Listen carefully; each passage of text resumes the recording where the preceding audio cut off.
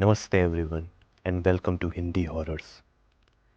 इस चैनल पर मैं आपको सुपरनैचुरल और मिस्टीरियस कहानियाँ सुनाता हूँ जो कि रियल लाइफ के किस्सों और इंसिडेंट्स पर आधारित हैं। So sit back with your favourite drink, relax and enjoy the story.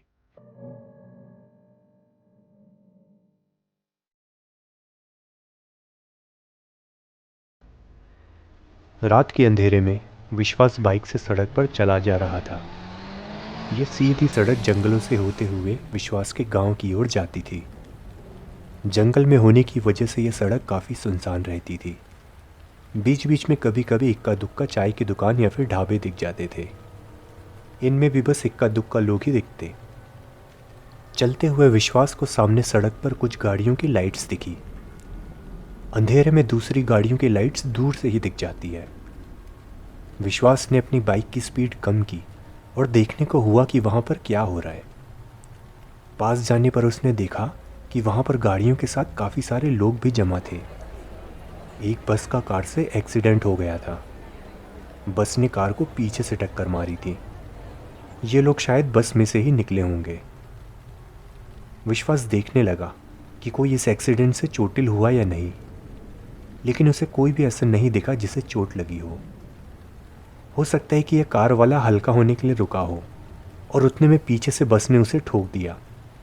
शायद से कार वाले ने पार्किंग लाइट्स भी नहीं जलाई थी, तो अंधेरे में बस वाले ने देखा ही नहीं।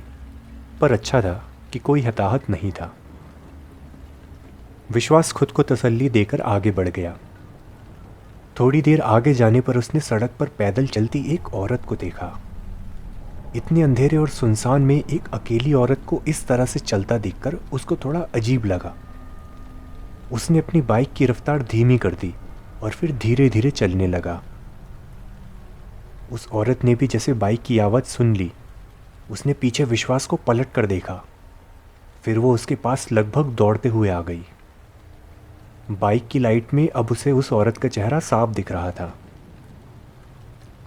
देखने में और कपड़ों से वो औरत विश्वास को अच्छे घर की लगी, लेकिन सबसे बड़ा सवाल ये था कि ये अकेली यहाँ पर कर क्या रही है। उस औरत ने विश्वास से कहा, मेरी मदद कीजिए। यहाँ से 2 किलोमीटर दूर जो हॉस्पिटल है उसमें मेरे एक रिश्तेदार एडमिट हैं।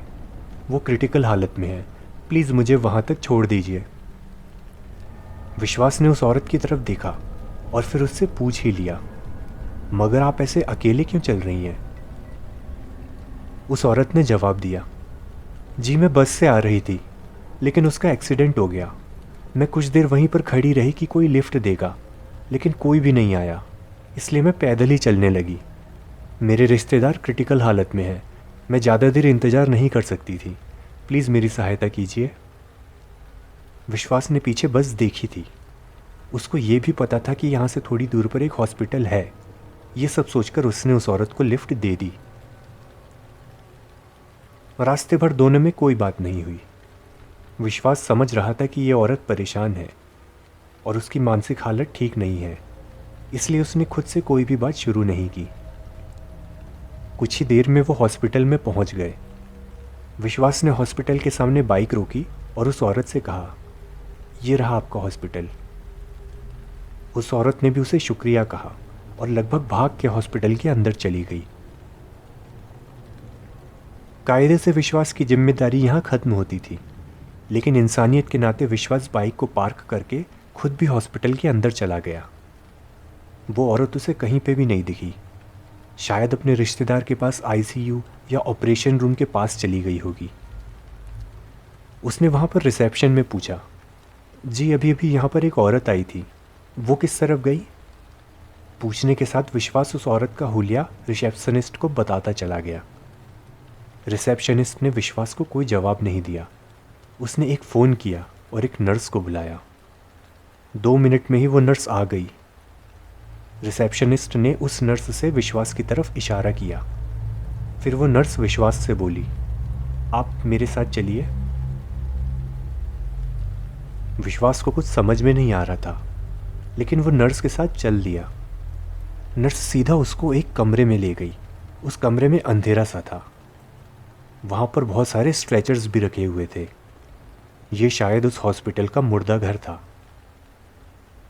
उनमें से एक स्ट्रेचर के पास पहुंचकर नर्स ने वहां उसके ऊपर रखा हुआ कपड़ा हटा दिया। फिर विश्वास से कहा, क्या आप इसे पहचानते हैं? विश्वास डरा सहमा सा उस लाश की तरफ गया। जब उसने लाश का चेहरा देखा तो उसका खून जम गया। ये लाश उसी औरत की थी। डरा हुआ विश्वास कभी उस लाश की तरफ देखता तो कभी उस नर्स की तरफ। वो सीधा भागकर मुर्दाघर से बाहर निकला और बाहर एक बेंच पर आकर सिर पकड़कर बैठ गया। जो कुछ उसने देखा था उसे उस पर यकीन नहीं हो रहा था। वो नर्स उसके लिए पानी लेकर आ गई। पानी पीकर विश्वास ने नर्स को देखा, जैसे वो पूछ रहा हो कि ये सब क्या है। नर्स ने उसको जवाब दिया, लगभग 2 घंटा पहले बाहर सड़क पर एक बस का कार से एक्सीडेंट हो गया। कार में पति पत्नी का जोड़ा था। पत्नी की तो मौके पर ही मौत हो गई, लेकिन पति क्रिटिकल हालत में यहाँ पर एडमिट है। वो शव उसी पत्नी का है। विश्वास को सूझ ही नहीं रहा था कि वो नर्स के इस जवाब पर क्या प्रतिक्रिया दे। नर्स भी जैसे उसके मन में हो रहे घमासान को समझ गई और फिर खुद ही कहा, आप ज़्यादा मत सोचिए, घर जाइए और सो जाइए। कुछ ऐसी चीज़ें हैं जिनको हम सारी ज़िंदगी नकारते हैं, लेकिन जब उनका प्रमाण हमारे सामने आता है तो हम कुछ भी नहीं कह पाते, या कहना चाहिए हम कुछ भी कहने लायक नहीं रहते। जो आज आपके साथ हुआ वो कुछ ऐसा ही है, और पता नहीं आज ये और कितनी बार होगा। नर्स के इस आखिरी वाक्य के बाद विश्वास ने फिर से उसकी तरफ प्रश्न भरी नज़रों से देखा। नर्स ने उसे बताया, आप पहले नहीं हैं मिस्टर विश्वास, आपसे पहले 3 लोग और भी आ चुके हैं उसी औरत को यहाँ तक लेकर। वो आत्मा फंसी हुई है। जब तक इस शव का अंतिम संस्कार नहीं होगा वो इसी चक्र में फंसी रहेगी। वो बार बार अपने पति से मिलने यहाँ पर आती रहेगी। नर्स की बात सुनकर विश्वास को और भी बड़ा झटका लगा। इस दुनिया में क्या सच क्या झूठ उसको कुछ समझ में नहीं आ रहा था। कुछ देर वो शांत वहीं पर बैठा रहा। उसके बाद वो झटके से उठा और नर्स को थैंक यू कहकर बाहर चला गया। बाइक से वापस गांव जाते हुए वो पूरी कोशिश कर रहा था कि उसके साथ जो कुछ भी अभी हुआ उसके बारे में कुछ ना सोचे, लेकिन अंदर ही अंदर वो भी जानता था कि अभी जो हुआ उसको ना तो वो कभी भूल सकता है, ना उसके बारे में सोचना कभी छोड़ सकता है।